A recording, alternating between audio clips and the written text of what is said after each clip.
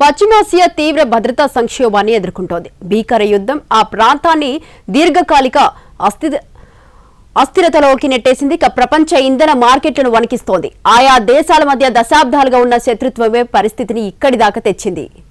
ప్రాంతీయంగా తన ప్రాబల్యాన్ని పెంచుకోవాలని ఇరాన్ తహతహలాడుతోంది. ఆ దేశ కార్యక్రమంపై నెలకొన్న అనుమానాలు ఇజ్రాయెల్కు కంటి మీద కునుకు లేకుండా చేస్తున్నాయి.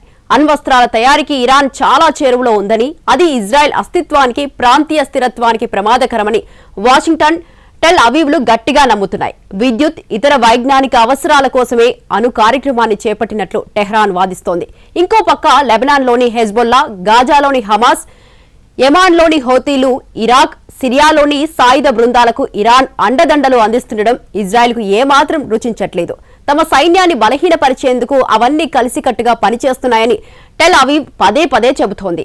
ఈ క్రమంలో అప్పటిదాకా పరోక్షంగా తలపడుతున్న ఇజ్రాయెల్, ఇరాన్లు 2024లో ఒకదానిపై ఒకటి నేరుగా క్షిపణులు ప్రయోగించుకోవడంతో ఉద్రిక్తలు ఒక్కసారిగా పెరిగాయి.